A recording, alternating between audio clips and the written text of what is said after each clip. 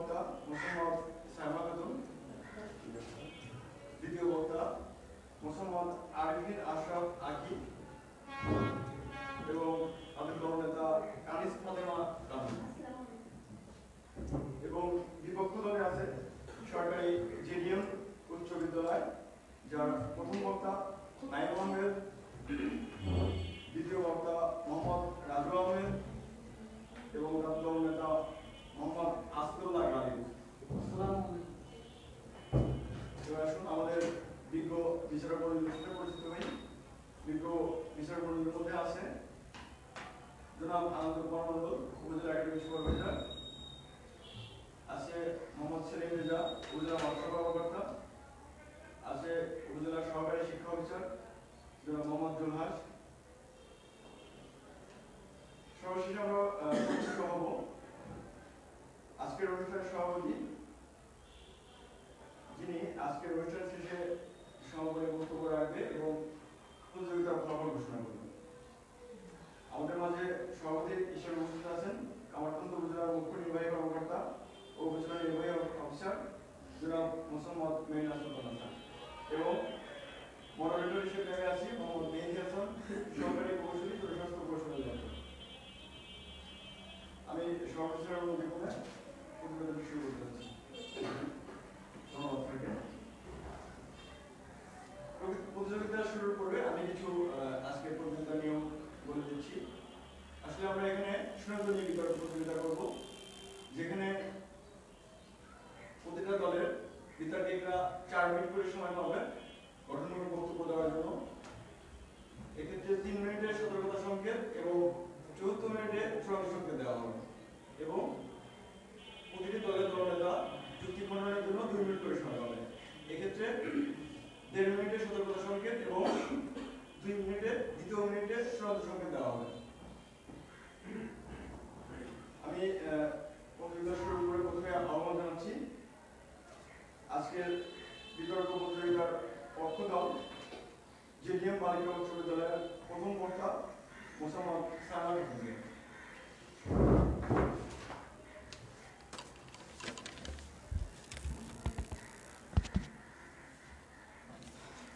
মাগো, ওরা বলে সবার কথা কেড়ে নেবে, তোমার কোলে শুয়ে গল্প শুনতে দেবে না।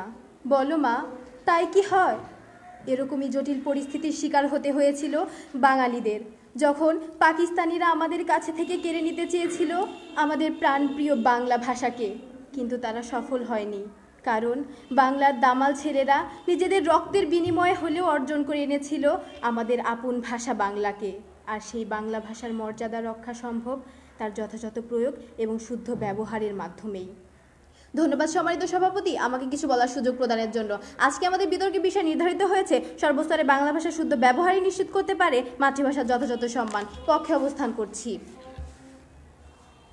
লক্ষ্য করুন সম্মানিত সভাপতি, এখানে সর্বস্তরে বলতে বোঝানো হচ্ছে সব ক্ষেত্রে, অর্থাৎ আমরা যেখানে যেখানে বাংলা ভাষার ব্যবহার করব। বাংলা ভাষার শুদ্ধ ব্যবহার বলতে বোঝানো হচ্ছে বাংলা ভাষার সঠিক রূপে ব্যবহার, অর্থাৎ বিকৃত না করে ব্যবহার। নিশ্চিত বলতে বোঝানো হচ্ছে অসংশয়িত। মাতৃভাষা বলতে বোঝানো হচ্ছে আমাদের প্রাণপ্রিয় বাংলা ভাষা, এবং যথাযথ সম্মান বলতে বোঝানো হচ্ছে উপযুক্ত মর্যাদা। বাংলা ভাষার যথাযথ সম্মান আমরা তখনই নিশ্চিত করতে পারবো যখন আমরা সব ক্ষেত্রে এর শুদ্ধ এবং সঠিক ব্যবহার নিশ্চিত করতে পারবো। সম্মানিত সভাপতি, প্রযুক্তির অবিশ্বাস্য উন্নতি, বিশ্বায়ন, মুক্তবাজার অর্থনীতি, আকাশ সংস্কৃতি এবং অবাধ তথ্যপ্রবাহের এই সময়ের পৃথিবীতে অনেক ভাষাই হারিয়ে যাচ্ছে এবং ভবিষ্যতে যাবে। এই সংকটের মধ্যেও টিকে আছে অজস্র ভাষা। ইউনেস্কো পরিচালিত একটি ভাষা জরিপে দেখা যায় বর্তমান শতাব্দীর শেষ পর্যন্ত পৃথিবী থেকে চলমান ভাষাগুলোর অর্ধেকের বেশি বিলুপ্ত হয়ে পড়বে। পৃথিবীর 4র্থ বৃহত্তম ভাষা বাংলা হিসেবে সেরকম তার কোনো সংকট হয়তো নেই, কিন্তু সংকট আছে এর নিজস্বতা নিয়ে, সমস্যা আছে এর বিকৃতি নিয়ে। যেভাবে চলছে তাতে কোথায় গিয়ে ঠেকবে বাংলা ভাষা? এ প্রশ্নটি আজ অনেক বড় হয়ে দাঁড়িয়েছে সম্মানিত সভাপতি। যে জাতি নিজেদের ভাষার জন্য প্রাণ দিল, জন্ম দিল এক রক্তাক্ত ইতিহাসের, সে জাতি আবার তাদের ভাষাকে অবজ্ঞা করছে। এটা দুঃখজনক, কিন্তু বর্তমান অবস্থা এটি। সম্মানিত সভাপতি, বিশেষজ্ঞরা বলেছেন দিন দিন ভাষার দূষণ বেড়েই চলেছে।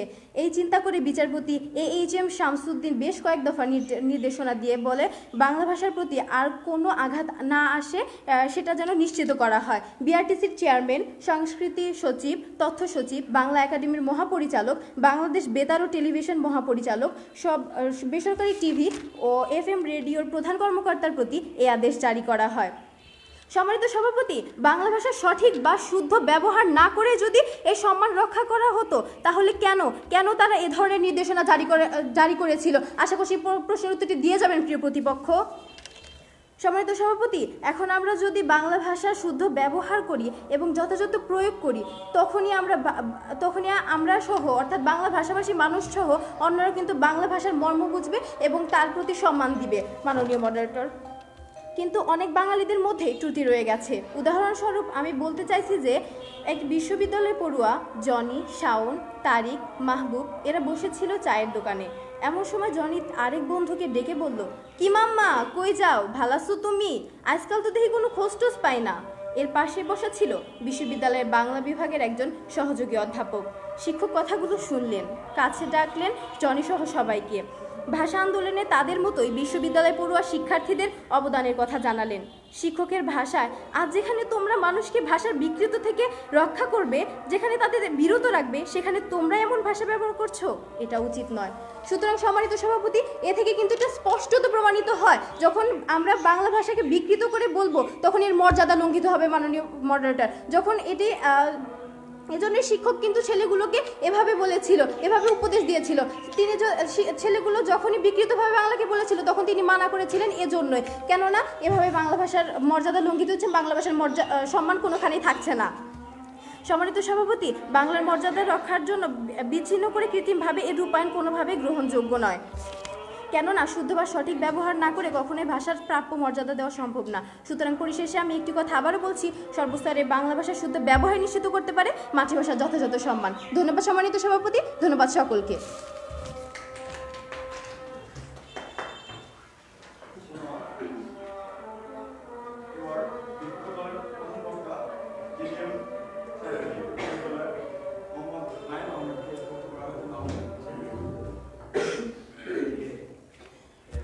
মাননীয় সভাপতি, বিচারক মণ্ডলী এবং বিজ্ঞ প্রতিপক্ষ দলকে জানাই আমার ধন্যবাদ এবং সালাম। আসসালামু আলাইকুম ওয়া রাহমাতুল্লাহি ওয়া বারাকাতুহু।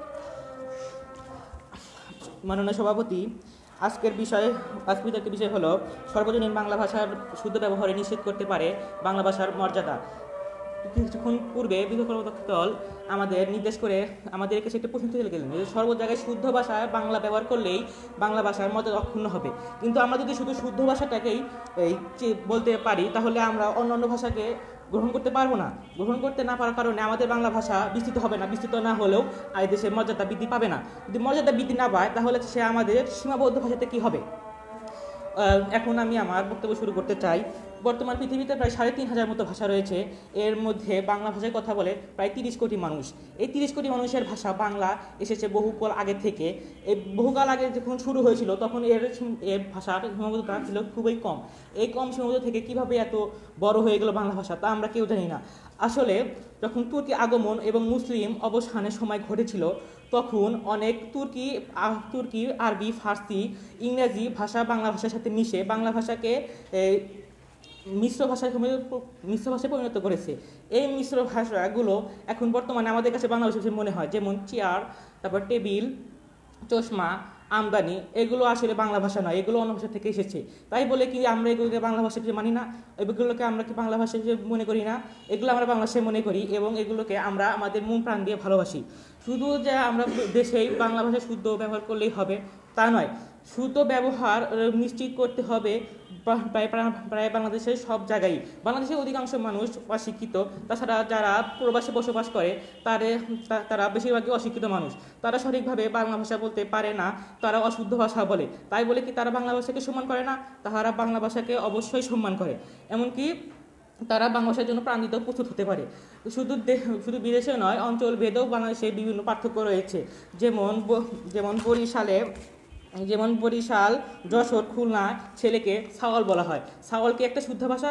ছাগল অবশ্যই একটা শুদ্ধ ভাষা নয়। তারপরে বগুড়ায় অনেকে ছেলেকে বেটাছল বলে, রংপুরে ছেলেকে চ্যাংরা বলে, চট্টগ্রামে পোয়া, এছাড়া বিভিন্ন জায়গায় বিভিন্ন রকমের ভাষা বলে থাকে। এইসব ভাষা অশুদ্ধ ভাষা, কিন্তু সেগুলো ওই অঞ্চলের মানুষের কাছে শুদ্ধ হিসেবে পরিণত হয়েছে, কারণ ওই অঞ্চলের মানুষ শুদ্ধ ভাষা হিসেবে এটাকে মেনে নিচ্ছে। শুদ্ধ ভাষা এটাকে মেনে নেওয়ার কারণ হলো, কারণ আমরা যখন জন্মগ্রহণ করি তখন জন্মগ্রহণের পর ওই অঞ্চলের মানুষ মা বা অভিভাবকবৃন্দরা বা শিশুকে যে ভাষা শিক্ষা দেয় সে ভাষাই তারা বলতে থাকে। এই বলতে থাকার কারণে অঞ্চল ভেদে বিভিন্ন রকম হয়ে থাকে। যেমন আমরা রাজশাহী জেলায় বাস করি বলে আমাদের রাজশাহী অঞ্চলের ভাষাগুলো আমাদের মুখস্থ হয়েছে বা আমাদের আয়ত্ত হয়েছে, কিন্তু অন্য অন্য অঞ্চলের ভাষাগুলো আমরা আয়ত্ত করতে পারছি না। তাছাড়া এই আয়ত্ত না করার ব্যাপারটা ও সম্পূর্ণভাবে নির্ভর করে মায়ের উপর।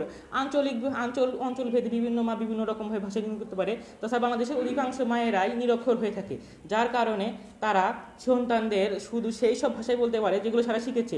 যদি তারা গঠনে যদি শুদ্ধভাবে না বলতে পারে তাহলে শুদ্ধ ভাষা কেবল সীমাবদ্ধতে তার সন্তানদের শেখাবে। তারা অবশ্যই অশুদ্ধ ভাষা এবং অন্যান্য ভাষা থেকে বা শিশুকে সন্তানকে শিক্ষা লাভ করে থাকে। শুধু অশুদ্ধ ভাষায় যে বাংলাকে অপমান করছে তা নয়, শুদ্ধ ভাষা পাশাপাশি অশুদ্ধ ভাষা এবং অন্যান্য ভাষাও বাংলাকে সমৃদ্ধ করতে পারে। এই বলে আমার বক্তব্য শেষ করতে পারি। মানুষ আসসালামু আলাইকুম। এবারে পক্ষ দলের মোহাম্মদ আরিফিন আশরাফ আজকে তার বক্তব্য রাখবেন।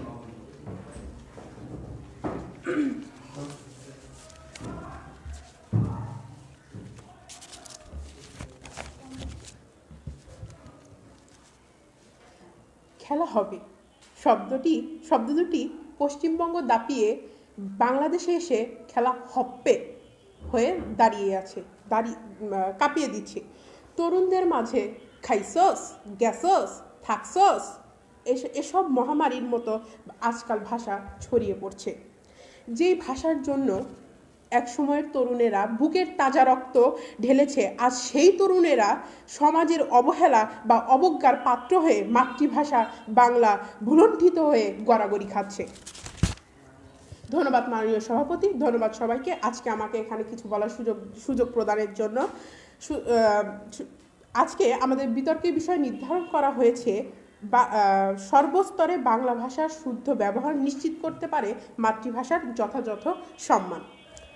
বিষয়টির দ্বিতীয় বক্তা হিসেবে পক্ষে অবস্থান করছি। মাননীয় সভাপতি, আজ আমরা এমন একটা প্রেক্ষাপটে দাঁড়িয়ে বিতর্ক করছি যেখানে আমরা দেখছি 30 কোটি মানুষ বাংলা বলে, কিন্তু একটা ভাষার যথাযথ সম্মান পাচ্ছে তা নির্ভর করে পিল করে লোকে বলে যাওয়া ভাষার উপর নয়। এবং আমাদেরকে লক্ষ্য করতে হবে মাননীয় সভাপতি যে ভাষাটা কতটুকু শুদ্ধভাবে আমরা সেটা ব্যবহার করছি। মাননীয় সভাপতি, আমরা লক্ষ্য করে দেখব যে হাজারো রকমের বিভিন্ন ভাষার শব্দের ব্যবহার আমরা করছি। এখন সেই সব শব্দ কতটুকু শুদ্ধ হচ্ছে সেটা না ভেবে এবং আমরা সেটাকে বাংলায়িত করার ন্যূনতম প্রয়োজন না বোধ করে আমরা সেসব শব্দ তুলে নিচ্ছি এবং সেগুলো চালিয়ে যাচ্ছি। এখন কেন আমরা সেগুলো বলছি কারণ আমরা শিখে গেছি অন্য ভাষা অনুকরণ করতে, তারপর সেটা গাজোয়ারি অনুবাদ বাংলায় বলতে এবং সেটাকে মেনে নিতে। আমরা সবাই জানি যে কোনো ভাষায় নতুন অনেক কিছু শব্দ আসে, বাগধারা আসে, প্রয়োগ আসে, তা সবাই আমরা বইয়ে পড়েছি। সেই সব সমস্ত অর্জন, কিছু পুরনো জিনিস বর্জন এই সমস্ত কিছুর মধ্য দিয়ে নিয়ত সজীব ও সচল একটা ভাষা চলে থাকে। আমরা জানি যে পরিবর্তন ভাষার একটি ধর্ম। এখন প্রতিপক্ষ বন্ধুদের কাছে আমার একটা প্রশ্ন হচ্ছে, ভাষার পরিবর্তন এবং অশুদ্ধ ব্যবহার জিনিসটা কি এক? প্রশ্ন রয়ে গেল, আশা করি যথাযথ জবাব দিয়ে যাবেন। মাননীয় সভাপতি, আরক্ষাধিক্ষক এই শব্দটার সাথে কি আমরা পরিচিত? হয়তো অনেকেই পরিচিত, কিন্তু অধিকাংশই পরিচিত না। যদি বলি এই আরক্ষাধিক্ষক এর মানে হচ্ছে পুলিশ সুপার, তখন কিন্তু আমরা সবাই তা বুঝতে পারছি। আসলে ঘটনা হচ্ছে এটাই যে এই বাংলা আছে, কিন্তু অধিকাংশ মানুষের কাছে তা ইংরেজির থেকেও অর্থহীন। আপনি যে কোনো কারখানা বা গার্মেন্টসে যান, সেখানে যে দরিদ্র বা অশিক্ষিত মানুষ লোকজন কাজ করছে, তিনি নিজেকে বলে হেল্পার, তিনি কিন্তু সহায়িকা বলেন না। এবং যারা তাদের এবং সুপারভাইজার যিনি তাদের পরিচালনা করছেন, সে কিন্তু নিজেকে পরিদর্শক বলছে না। যদি বলা হয় যে পরিদর্শক, যদি তাকে বলা হয়, সে বলবে আজকে পরিদর্শক আসেনি। 1987 সালের 8ই মার্চ বাংলা ভাষার প্রচলন আইন করা হলে সুপ্রিম কোর্টে তা বাস্তবায়নের যথাযথ পদক্ষেপ নেওয়া হয়নি বলে সমালোচনা রয়েছে। কিন্তু বাংলাদেশের প্রধানমন্ত্রী বঙ্গবন্ধু শেখ মুজিবুর রহমানের জননেত্রী সুযোগ্য কন্যা জননেত্রী শেখ হাসিনা সুপ্রিম কোর্টের রায় বাংলায় লেখার আহ্বান জানিয়ে বলেছেন, যে ভাষা আমরা সবাই বুঝতে পারি সেই ভাষায় রায় লেখা উচিত। এক্ষেত্রে আমরা বলতে পারি, এরকম অফিস আদালতে যদি বাংলা ভাষার প্রচলন হয়, তবে মাতৃভাষা তথা বাংলার এক অনন্য সম্মান পাবে। এছাড়া 9ই ফেব্রুয়ারি 2011-তে বাংলাদেশ আইন কমিশন জানান যে জনজীবনের সর্বক্ষেত্রে বাংলা ভাষার প্রয়োগই হবে ভাষা আন্দোলন দিবস পালন করার উপযুক্ত সময়। দেখুন, আমি কোনো ভাষার বিপক্ষে বলছি না, আমি আমার মাতৃভাষার পক্ষে। আমি বলছি না যে ইংরেজি বা অন্য ভাষা শেখার দোষের, তা কখনোই না। ইংরেজি তো আন্তর্জাতিক ভাষা এবং এটা একটা কাজের ভাষা এবং সমৃদ্ধির ভাষা। তাই বলে কোনো ভাষা তো তার যতই সমৃদ্ধি হোক না কেন, তা আমার আপনার মাতৃভাষার বিকল্প হতে পারে না, তা কখনোই হতে পারে না। মাতৃভাষার প্রতি অবহেলা উপেক্ষা এর মানে তো একটা জাতির অস্তিত্বের সংকট, জাতির মহিমা, জাতির সংস্কৃতির অস্তিত্বের সংকট। এই বলে তাই আমি আমার প্রতিপক্ষের বন্ধুদেরকে বলতে চাই, সর্বস্তরে বাংলা ভাষার শুদ্ধ ব্যবহারই কিন্তু নিশ্চিত করতে পারে আমাদের মাতৃভাষার সম্মান রক্ষা করতে। ধন্যবাদ সকলকে, ধন্যবাদ জানাই। আজকের বিতর্ক প্রতিযোগিতায় বক্তব্য রাখবেন সরকারি একাডেমি উচ্চ বিদ্যালয়ের ছাত্র মোহাম্মদ রাজু।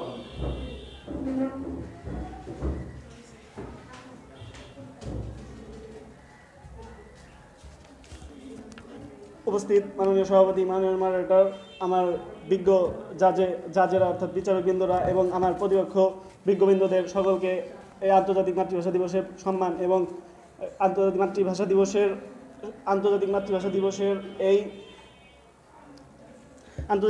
দিবসের শুভেচ্ছা এবং সালাম। আসসালামু আলাইকুম।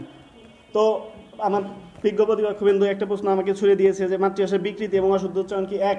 মাননীয় স্পিকার, এটা বলার আগে আমি এটা বলতে চাই যে আমি এটা বলার আগে একটা মাতৃভাষার সংজ্ঞাটা একটু বিশ্লেষণ করতে চাই। মাতৃভাষার সংজ্ঞা থেকে আমরা কি পাই? মায়ের মুখ থেকে শেখা ভাষাই হলো মাতৃভাষা। মাননীয় স্পিকার, ওনারা বললেন, বিজ্ঞ প্রতিপক্ষবৃন্দ বললেন যে আমরা করতেছি, কাজটা করছে এর বিকৃত শব্দ করতেছি। মায়ের মুখ থেকে শেখা ভাষায় যদি মাতৃভাষা হয়, তাহলে করতেছি এটা মাতৃভাষা নয় কেন? মাননীয় স্পিকার, এটা আমার বিজ্ঞ প্রতিপক্ষবৃন্দদের প্রতি আমার একটা প্রশ্ন রইল। মাননীয় স্পিকার, ওনারা আরও বলেছেন পাশ্চাত্য ল্যাঙ্গুয়েজ অর্থাৎ পাশ্চাত্য ভাষা ইংরেজির কথা। ইংরেজি হলো একটা আন্তর্জাতিক ভাষা যা আমাদের বর্তমান সারা বিশ্বের সামনে বাংলাদেশকে তুলে ধরার জন্য খুবই গুরুত্বপূর্ণ। কেননা সারা বিশ্বের সাথে কিংবা এই বৈশ্বিক উন্নয়নের সাথে আমাদের তাল মিলিয়ে যেতে হবে। সারা বিশ্বের বুকে বাংলাদেশ একটা নিম্ন মাধ্যমিক আয়ের একটা দেশ, মাধ্যমিক আয়ের একটা দেশ। সেখান থেকে যদি আমরা উচ্চ মাধ্যমিক আয়ের দেশে যেতে চাই, তাহলে আমাদের অবশ্যই ইংলিশ ভাষাটা অবশ্যই আয়ত্ত করতে হবে। শুধু বাংলার মধ্যে পড়ে থাকলে হবে না, আমাদের বাংলা ভাষার শুদ্ধ ব্যবহারই নিশ্চিত করতে পারে একমাত্র মাতৃভাষার সম্মান। মাতৃভাষার মধ্যে আমরা যেমন আমার প্রধান বক্তা বললেন যে মাতৃভাষার মধ্যে যেরকম আমরা শিখি চেয়ার, টেবিল, চশমা, এগুলো কিন্তু মাতৃভাষার মধ্যে নাই। মাতৃভাষা যখন শুরু হয় তখন কিন্তু কয়েকটা শব্দ দিয়ে শুরু হয়। তারপরে আমাদের দেশ যখন বিভিন্ন স্বায়ত্তশাসিত হয় কিংবা বিভিন্ন শাসকদের দ্বারা শোষিত হয়, তখন কিন্তু বাংলা ভাষার মধ্যেও অন্য ভাষার বিভিন্ন উপাদান চলে আসে, যাকে আমরা বর্জন করতে পারি না। মাননীয় স্পিকার, আমাকে যদি বলা হয় টেবিল শব্দের অর্থ কি, আমি পারবো না মাননীয় স্পিকার, কারণ এটা আমরা জানি না। কারণ আমরা জানি এটা একটা বাংলা ভাষার অন্তর্ভুক্ত, কিন্তু এটা কিন্তু বাংলা ভাষা নয়। তার মানে মাননীয় স্পিকার, আমরা কি আমাদের মনের ভাব প্রকাশ করবো না? আর যেটা প্রধান আলোচ্য বিষয়, যে মাতৃভাষার শুদ্ধ ব্যবহার নিশ্চিত করতে পারে এই মাতৃভাষার সম্মান, শুদ্ধ বাংলা ভাষায় নিশ্চিত করতে পারে মাতৃভাষার সম্মান। এটা যদি আমরা বিশ্লেষণ করি, তাহলে শুদ্ধ মাতৃভাষা যদি আমরা বিশ্লেষণ করি, আমি খুব শুদ্ধভাবে কথা বলতে পারি, কিন্তু আমি এই মাতৃভাষাটাকে সম্মান করি না, এরকম হতে পারে। কিন্তু যদি মাননীয় স্পিকার একটা উদাহরণ দিই, তাহলে আমি শহীদ মিনারে ফুল দিলাম কিন্তু আমার পায়ে জুতো ছিল, জুতো নিয়ে আমি শহীদ মিনারে ফুল দিলাম, কিন্তু আমি ফুল দিলাম না কিন্তু আমার পায়ে জুতা নাই। এক্ষেত্রে বলতে পার, এক্ষেত্রে কে বেশি সম্মান দেখালো? যে জুতো না পরে গেল সে বেশি সম্মান দেখালো। মাননীয় স্পিকার, আমরা যদি সারা বিশ্বের সাথে তাল মিলিয়ে অন্য ভাষাকেও আমাদের ভাষার আয়ত্তভুক্ত করে যদি সারা বিশ্বের সামনে গিয়ে আমাদের মাতৃভাষাকে সম্মান করতে পারি, তাহলেই মাননীয় স্পিকার আমাদের প্রকৃত উন্নয়ন সম্ভব হবে। আমাদের এই প্রকৃত উন্নয়ন, আমাদের বাংলাদেশকে একটা উচ্চ মাধ্যমিক আয়ের দেশ হিসেবে গড়িয়ে দিতে হলে আমাদের অবশ্যই অন্যান্য ভাষার গুরুত্ব রয়েছে। অন্যান্য ভাষার প্রতি আমাদের অবশ্যই অন্যান্য ভাষাকে ব্যবহার করতে হবে। মাননীয় স্পিকার, পরিশেষে এ কথা আমি বলতে চাই, মাতৃভাষা বাংলার বাইরেও আমাদের অন্যান্য ভাষা ব্যবহার করতে হবে। আসসালামু আলাইকুম। এবারে বিষয়টির পক্ষে বক্তব্য রাখবেন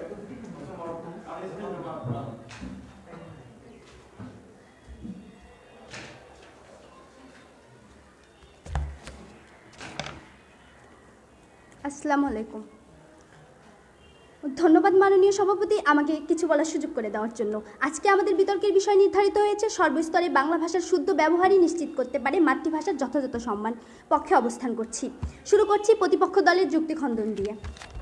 আমার প্রতিপক্ষ দলের প্রথম বক্তা আঞ্চলিক ভাষার কথা বলে গিয়েছেন। তারা বলে গিয়েছেন যে বিভিন্ন এলাকায় নাকি বিভিন্নভাবে মানে ছেলে যে ভাষাটা, সেই ভাষাটাকে বিভিন্নভাবে ডাকা হয়, কিন্তু এটা আঞ্চলিক ভাষা। আমরা এখানে কিন্তু আজকে মাতৃভাষার কথা বলেছি। মাতৃভাষাটা যেহেতু মায়ের কাছ থেকে শেখা ভাষা, সেহেতু সেটা কিন্তু আঞ্চলিক ভাষার মধ্যে, আঞ্চলিক ভাষাটা সে তার মায়ের কাছ থেকেই শিখেছে, সেটা দ্বারা আমরা মাতৃভাষাকেই বুঝছি। কিন্তু আর আপনারা আবার বলেছেন যে আমাদের নাকি অন্য অন্য ভাষা ব্যবহার করে মাতৃভাষাকে বৃদ্ধি করতে হবে। মাতৃভাষাকে বৃদ্ধি করতে মানে আমাদের মাতৃভাষা বাংলা, আমরা বাঙালি জাতি, আমরা রক্তের বিনিময়ে এই ভাষা অর্জন করেছি, আমাদের প্রতিটা রক্ত দিয়ে আমরা প্রতিটা অক্ষর অর্জন করেছি। আর সেখানে তারা বলে গেল যে আমাদের নাকি মাতৃভাষার সম্মান বৃদ্ধি করতে হলে ইংরাজি আরবি সব ভাষাকেই ব্যবহার করে করে মাতৃভাষার সম্মান বৃদ্ধি করতে হবে। প্রতিপক্ষ দল রাজশাহী আসলে জেলা নয়, রাজশাহী আসলে একটি বিভাগ। আবার বলে গেলেন দ্বিতীয় বক্তা মাধ্যমিক আয়ের দেশ, আসলে মাধ্যমিক আয়ের দেশ হবে না, মধ্যম আয়ের দেশ। আমাদের প্রতিপক্ষ দলের প্রথম বক্তা বলে গিয়েছেন চেয়ার রিক্সা ইত্যাদি ভাষা নাকি আসলে বাংলা ভাষা হিসাবে ধরা হয়। মাননীয় সভাপতি, একটু লক্ষ্য করুন, চেয়ার রিক্সা ইত্যাদি যদি বাংলা ভাষা হিসাবে ধরা হতো, তাহলে কি বাংলা গ্রামার বইয়ের মধ্যে হিন্দি, চীনা, জাপানি ভাষার নাম উল্লেখ করে এইসব ভাষা তাদের পাশে লিখে দেওয়া হতো এবং আমাদের পড়ানো হতো?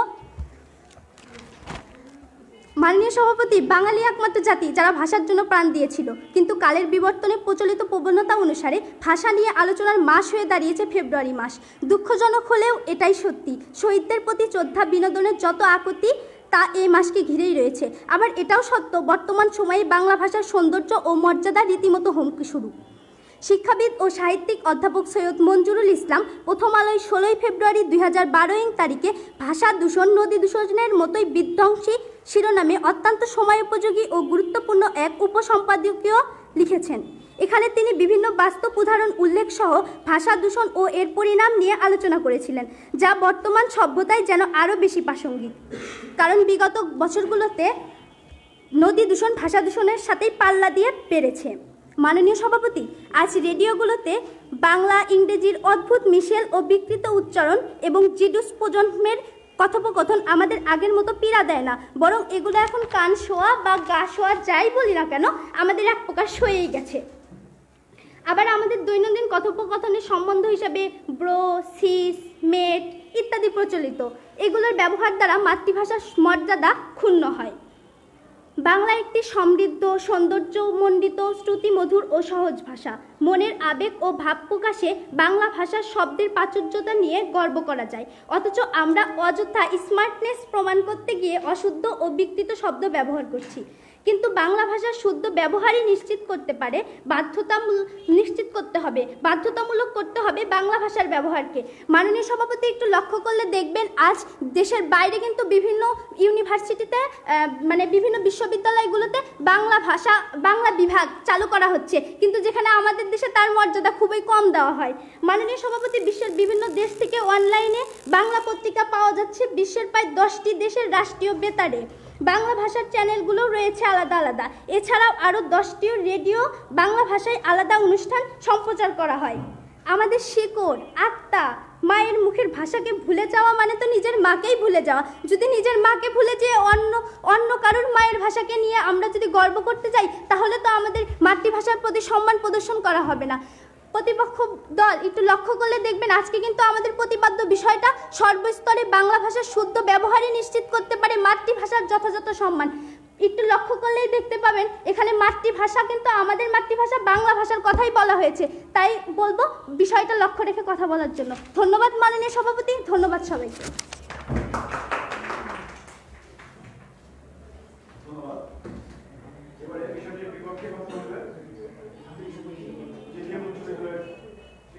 মোহাম্মদ আসিফুল্লাহ কালিম।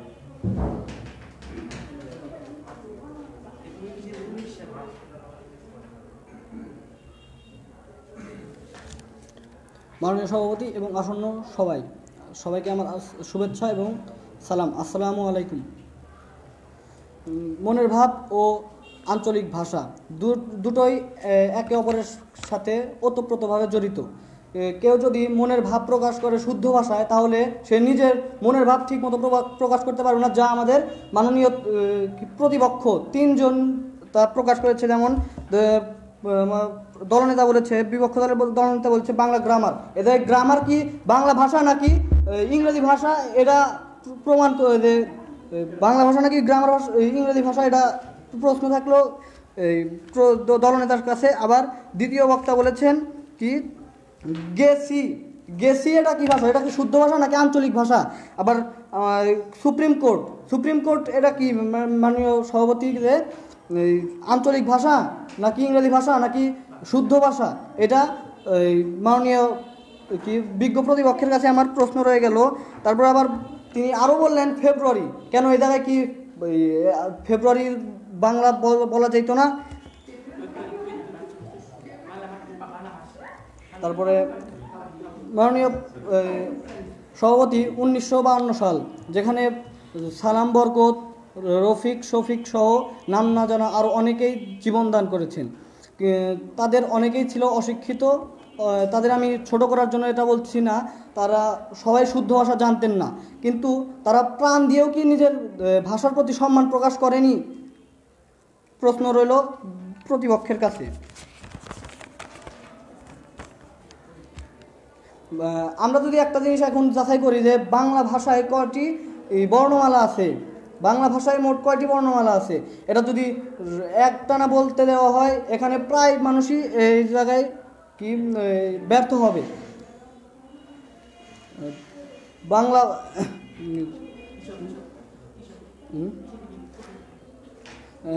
আমাদের দেশ কৃষিপ্রধান দেশ। অধিকাংশ মানুষই কৃষিকাজ করে জীবনযাপন করে। তাদের মধ্যে অনেকেই অশিক্ষিত হয়, তারা ঠিকমতো শুদ্ধ ভাষা জানে না। শুদ্ধ ভাষা জানলেই যদি মায়ের ভাষাকে সম্মান করা হইতো, তাহলে তারা কি মায়ের ভাষাকে সম্মান করে না?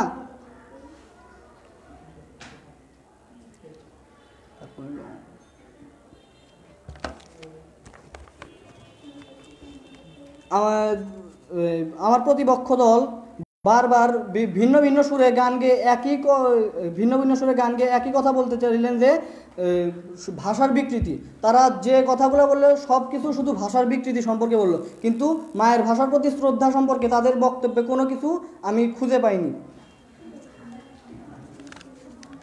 অনেকটা এরকমই যে কেউ একজন শহীদ মিনারে জুতা পরে ফুল দিতে গেল, আর কেউ একজন ফুল না নিয়ে জুতা পরে 1 মিনিট নীরবতা পালন করলো। এদের মধ্যে কে সম্মান বেশি প্রদান করেছে? আমার প্রশ্ন রইল বিজ্ঞ প্রতিপক্ষের কাছে। এবং এর সাথে আমি আর বলতে চাই যে আঞ্চলিক ভাষা হলো মায়ের কাছ থেকে শেখা, আর আঞ্চলিক ভাষাকে ভালোবাসা মানে মাকে ভালোবাসা, যেটা আমার বিজ্ঞ প্রতিপক্ষ জিনিসটা ঠিকমতো বুঝিয়ে বলতে পারেনি। এই বলে আমি আমার বক্তব্য শেষ করছি। আসসালামু আলাইকুম।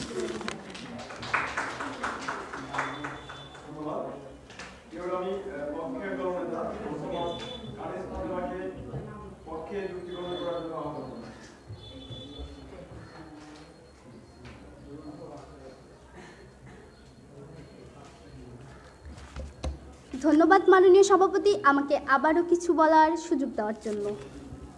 প্রতিপক্ষের অবস্থা দেখে আমার একটি গল্প মনে পড়ে গেল। এক ব্রাহ্মণ তার বউকে গ্রামের সকলকে ডেকে বলেছিল, যে আমাকে বোঝাতে পারবে তাকে আমি আমার হালের বলদ জোড়া দিয়ে দিব। কথাটি শুনে তার বউ কাঁদো কাঁদো হয়ে বলেছিল, হ্যাঁ গো, তুমি কি সত্যিই দিয়ে দিবে? তাহলে আমরা চলবো কিভাবে?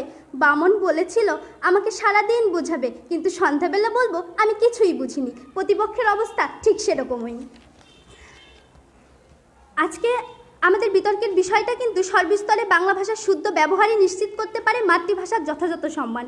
21 বাঙালিকে শিখিয়েছে যে কোনো অশুভ শক্তির বিরুদ্ধে লড়াই করতে।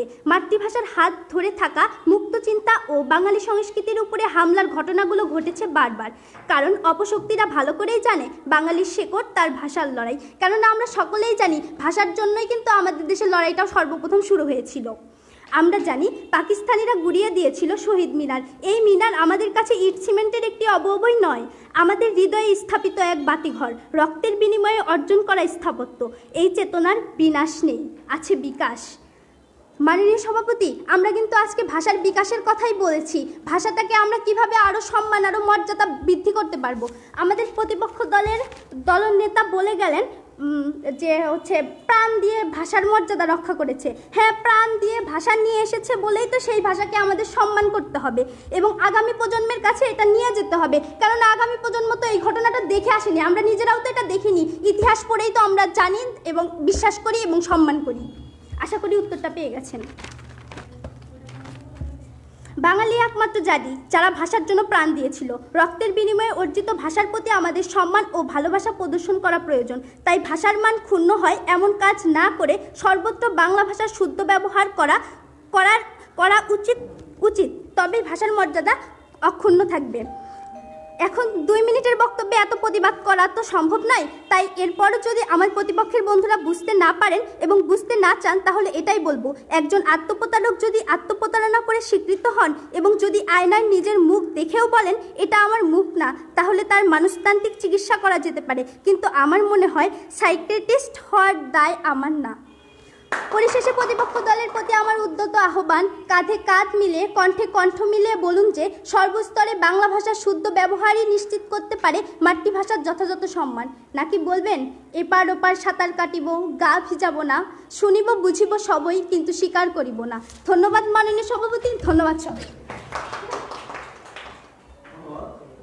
এবার বিপক্ষ দলের দলনেতা মোহাম্মদ আসদুল্লাহ গালিবকে তার প্রতিমন্ত্রণ করার জন্য আহ্বান জানাচ্ছি।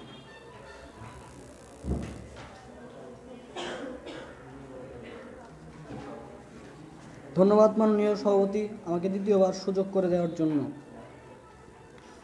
আমার বিজ্ঞ প্রতিপক্ষ আমার একটা প্রশ্নের উত্তর দিয়েছে এবং তারা যে প্রশ্নগুলো উত্তর দেয়নি তার আমি কারণ জানতে চাইব না। আমি কিছু মাতৃভাষা সম্পর্কে বলবো। মাতৃভাষা মায়ের কাছ থেকে শেখা ভাষা। এখন মা যদি আমাদের শুদ্ধ ভাষা না শেখায় তাহলে আমরা কিভাবে মাতৃভাষা শিখব? মা যদি আমাদের অশুদ্ধ ভাষা অথবা চলিত আঞ্চলিক ভাষা শেখায়, এক্ষেত্রে আমাদের কি করণীয় উচিত? আমাদের মাতৃভাষা, তিনিই বললেন যে মাতৃভাষা হলো কি মায়ের কাছ থেকে শেখা ভাষা। তো মা যদি আমাদের শুদ্ধ ভাষা না শেখায় তাহলে সেটা কিভাবে মাতৃভাষা হয়ে গেল? 1952 সাল অনেকে জীবন দিয়েছে ভাষার জন্য। 1952 সালে রফিক শফিক জব্বার এরা নাম না জানা অনেকেই আমাদের বাংলা ভাষার জন্য জীবন দিয়েছে। আমাদের এই ভাষাকে সম্মান করা উচিত। কিন্তু আঞ্চলিক ভাষা হলো মায়ের ভাষা, যেটা আমাদের প্রথমে গুরুত্ব দেওয়া উচিত। এক্ষেত্রে শুধু শুদ্ধ ভাষায় যে সর্বক্ষেত্রে ব্যবহার করা যাবে তা না। একজন মানুষ মনের ভাব প্রকাশের জন্য সবসময় আঞ্চলিক ভাষায় ব্যবহার করবে। আঞ্চলিক ভাষা ছাড়া মনের ভাব সুস্পষ্টভাবে বোঝা যায় না বা প্রকাশ করা যায় না। এজন্যই আমি বলতে চাই যে শুদ্ধ ভাষা নয়, বরঞ্চ আঞ্চলিক ভাষাই হলো আঞ্চলিক ভাষা হলো মায়ের ভাষা এবং এর ব্যবহার হলো মায়ের প্রতি হলো ভালোবাসা বা মাতৃভাষার প্রতি ভালোবাসা প্রকাশ। এই বলে আমার বক্তব্য শেষ করছি। আসসালামু আলাইকুম।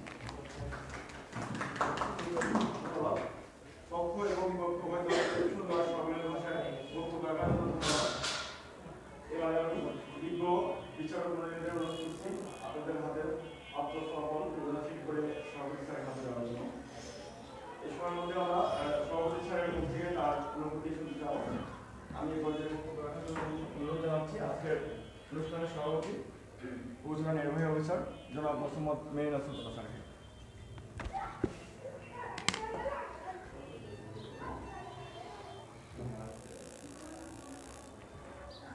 বিসমিল্লাহির রহমানির রহিম।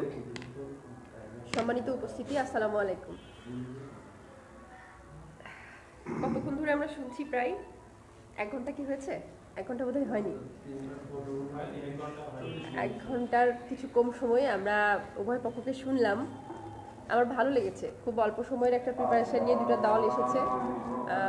সবাই খুব জুনিয়র, তারা আসলে আমাদের দেশকে নিয়ে, আমাদের ভাষাকে নিয়ে এত চিন্তা করে, বা এটা দেখে খুব ভালো লেগেছে। স্বল্প সময়ে এত সুন্দর করে উপস্থাপন করেছে, আসলে আমি মুগ্ধ হয়েছি। তো কিছু বিষয়, যেহেতু সভাপতি, কিছু বিষয় আমার আসলে একটু আলোকপাত করতেই হবে। তোমরা অনেক ভালো করেছো, ভালোর মধ্যেও কিছু ভুল থেকে গিয়েছে।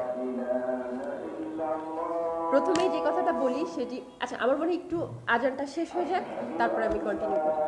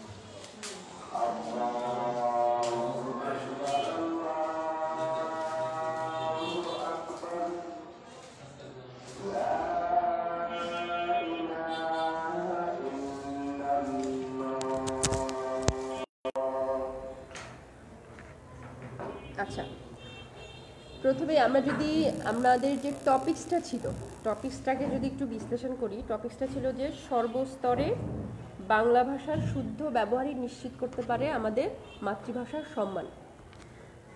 প্রথম কথা হচ্ছে, আজকে আমাদের শহীদ দিবস এবং আন্তর্জাতিক মাতৃভাষা দিবস। তো এই দিবসে যে টপিকসটি নির্ধারণ করা হয়েছে, প্রকৃতপক্ষে টপিকসের বিপক্ষে বলাটা একটু কঠিন। বিপক্ষে বলাটা একটু কঠিন, কারণ এই বিষয়টার সাথে আমরা মোটামুটি একমত আছি। তবে টপিকটাকে যদি প্রতিপক্ষ ভালোভাবে বিশ্লেষণ করত, তাহলে তাদের অনেক সুযোগ ছিল আরও কিছু অ্যাড করা। আমি সেই জায়গাটাতে যাচ্ছি। যেমন 3টা পয়েন্ট এখানে। একটা বলা আছে সর্বস্তরে, অর্থাৎ সব ক্ষেত্রে আমাকে বাংলা ভাষার ব্যবহারের কথা বলা হচ্ছে। সর্বস্তরে, এখানে কিন্তু প্রতিপক্ষ একটা পয়েন্ট নেওয়ার সুযোগ ছিল।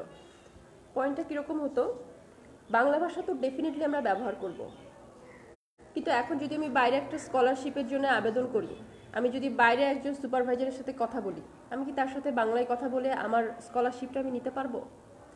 অর্থাৎ প্রতিপক্ষকে এই বিষয়ে একমত হতে হতো যে বাংলা ভাষার ব্যবহারটা অবশ্যই আমাদের মাতৃভাষার সম্মান আনবে, কিন্তু সর্বস্তরে সম্ভব নয়।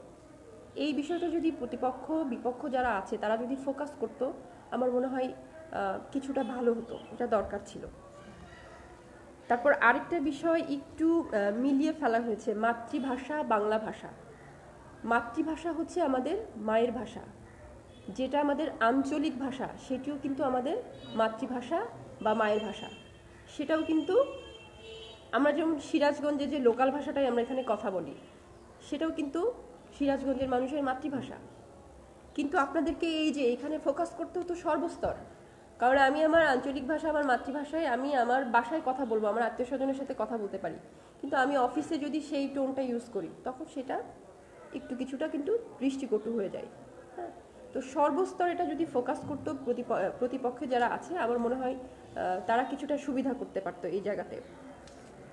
আর শুদ্ধ ব্যবহার তো ডেফিনেটলি শুদ্ধ ব্যবহার তো আমাদের আসলে করতেই হয়, আর এটা আমরা সবাই মেনে নিয়েছি, যেহেতু আমাদের দেশ বিভিন্ন সময়ে বিভিন্ন দেশের শাসনে শাসিত হয়েছে, তো তাদের ভাষা থেকে আমাদের মাঝে অনেক ভাষা এসে গিয়েছে, কিন্তু সেগুলো কিন্তু আমাদের বাংলা ভাষায় আত্মীকরণ হয়ে গেছে, এবং সেগুলো কিন্তু আমরা ধরেই নিই যে বাংলা ভাষা। আমি মোটামুটি 6জন বক্তাকেই আলাদা করে রিমার্ক করেছি, তো আমি আসলে একজন করে আমি বলতে চাই না, আমি ওভারঅল একটু শুধু বলে নিই। সেটা হচ্ছে যে বিতর্কের ক্ষেত্রে একটু চেষ্টা করতে হয়, আমাদের প্রিপারেশন থাকবে, বাট যখন বলা হয় তখন একটু চেষ্টা করতে হবে যে প্রতিপক্ষের দিকে ফোকাস রেখে বা বিচারক মণ্ডলীর দিকে ফোকাস রেখে বলা। সেটা যেন আমার স্ক্রিপ্ট ওরিয়েন্টেড না হয়ে যায়, যেমন ব্যাপারটা এমন না হয় যে আমি ডায়াসে দাঁড়িয়ে আমার স্ক্রিপ্টের দিকে তাকে আমি হয়তো বলছি খুব ভালো, বাট আমি প্রতিপক্ষের সাথে কথা বলছি, তাকে বোঝাচ্ছি, তাকে কোশ্চেন করছি, আমার ফোকাসটা থাকবে প্রতিপক্ষের চোখের দিকে। এটা হচ্ছে ডিবেটের নিয়ম। হ্যাঁ, এটা একটা বিষয় ছিল। সম্মানিত সভাপতি বা এই শব্দটি খুব বেশি ইউজ করার থেকে মাননীয় প্রতিপক্ষ সবচেয়ে বেশি ইউজ করতে হবে এই শব্দটি। হ্যাঁ, দুই পক্ষেরই যে মাননীয় প্রতিপক্ষ এটি ইউজ করতে হবে। আর হচ্ছে আমাদের একজনের যুক্তি খণ্ডনের সময় আরেকজনের কাছে মনে হতে পারে যে তার যুক্তিটা খুব সিলি মনে হতে পারে, হ্যাঁ, যে কারণে মনে হতে পারে যে তার যুক্তিটা হয়তো সঠিক হচ্ছে না, বাট সেটা কিন্তু আমাদের ফেসিয়াল এক্সপ্রেশনে আসবে না, সেটি আসবে আমার যুক্তি খণ্ডন যখন আমার থাকবে সেই যুক্তি খণ্ডনের সময়। আমি ফেসিয়াল এক্সপ্রেশন দিয়ে বুঝাবো না যে তার যুক্তিটা খুবই সিলি হচ্ছে, এটা মানা যাচ্ছে না। এটি আসবে আপনি যখন তার প্রতিপক্ষ হিসাবে যুক্তি খণ্ডন করবেন সেই সময় বা আপনার বক্তব্যের সময়। এটি হচ্ছে বিতর্কের একটি নিয়ম।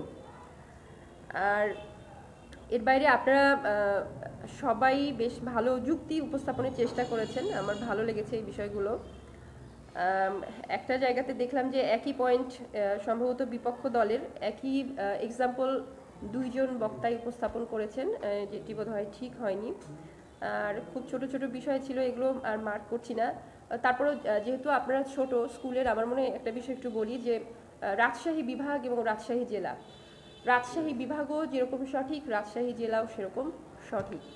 ঢাকা বিভাগ যেরকম থাকে, বিভাগের মধ্যে একটি বিভাগের মধ্যে কয়েকটি জেলা থাকে। হ্যাঁ, যেমন রাজশাহী বিভাগের মধ্যে যে যতগুলি জেলা আছে তার মধ্যে রাজশাহীও একটি জেলা, সিরাজগঞ্জ একটি জেলা। হ্যাঁ, এই তথ্যটি সঠিক ছিল। তো এরকম ছোটোখাটো কিছু বিষয় ছিল, এগুলো হবেই। আপনারা হচ্ছে স্কুলের স্টুডেন্ট, তাই না? যথেষ্ট চেষ্টা করেছেন, যথেষ্ট ভালো বলেছেন, তারপরেও ছোটোখাটো দু একটা ভুল থাকবে এবং আপনাদের চেষ্টাকে আমি স্বাগত জানাচ্ছি। আর আজকে আসলে আমাদের ভাষার বিষয়টা, আমরা ভাষার বিষয়ে কিছুটা আবেগী এই কারণেই যে বিশ্বের ইতিহাসে কিন্তু এরকম ঘটনা নেই যে নিজের মাতৃভাষাতে কথা বলবে তার জন্যে বুকের তাজা রক্ত দিতে হয়েছে, এরকম ইতিহাস কারণেই। যেহেতু আমাদের ইতিহাসটা একটু করুন, সেহেতু আমাদের আবেগটা একটু বেশি, যে কারণেই আমরা 21শে ফেব্রুয়ারি শুধু না, সারা বছরই আসলে আমরা চিন্তা করি, আমরা চিন্তা ভাবনা করি যে আমাদের ভাষার বিকৃতি কেন করা হচ্ছে, ভাষার বিকৃতি যেন না হয়। এবং দুঃখজনক হলো সত্য যে আমাদের 2010 এবং 2014 সালে আমাদের আইন পর্যন্ত করতে হয়েছে সর্বস্তরে বাংলা ভাষার ব্যবহার নিশ্চিত করার জন্য এবং এর বিকৃতি রোধ করার জন্য। তো যেই দেশের আমাদের যে ভাষা আন্দোলনের যে সময়টি, হ্যাঁ, আমাদের যে 21শে ফেব্রুয়ারি, যেই 21 আজকে সারা বিশ্ব আন্তর্জাতিক মাতৃভাষা দিবস হিসেবে পালন করছে, যেই দেশেই সূচনা ছিল এই ঘটনাটি, সেই দেশেই যদি মাতৃভাষার আসলে বিকৃতি হয় সেটি একটি দুঃখজনকই হবে। তবে মাথায় রাখবেন যে আঞ্চলিক ভাষা কিন্তু মাতৃভাষার বিকৃতি না, আঞ্চলিক ভাষা কখনোই মাতৃভাষার বিকৃতি না। আঞ্চলিক যে ভাষা সেটা হচ্ছে আমাদের মাতৃভাষা। হ্যাঁ, অঞ্চল ভিত্তিক এটা বিভিন্ন হতে পারে, কিন্তু যে ব্যবহারটা সর্বস্তর, এটি হচ্ছে মূল বিষয়। তো ধন্যবাদ জানাচ্ছি আমি সবাইকে।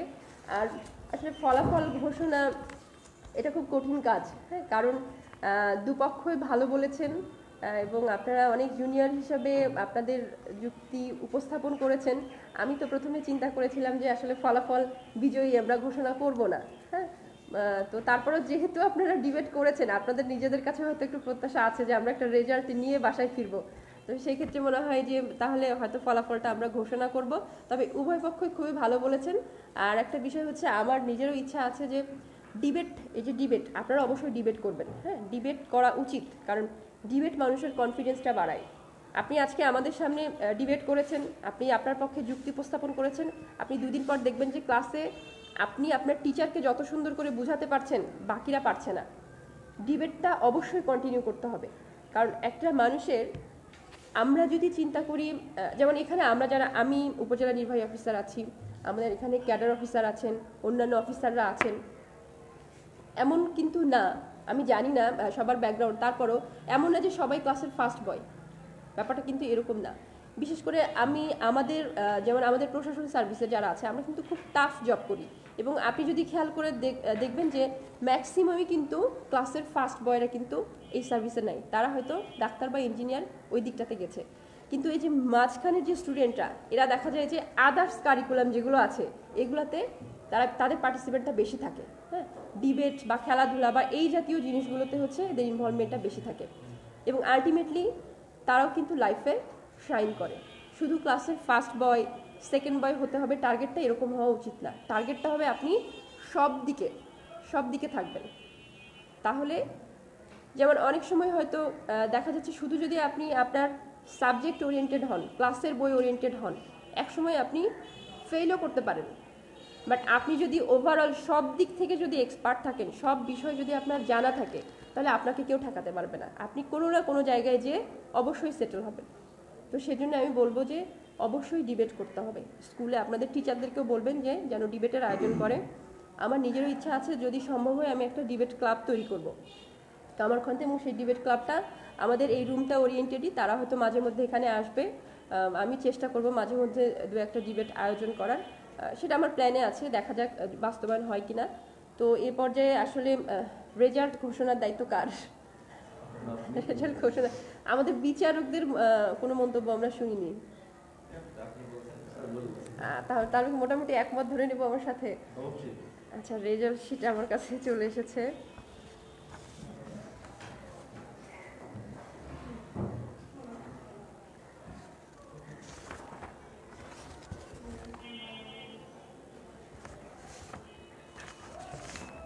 তিনজনের রিমার্কস না এখানে?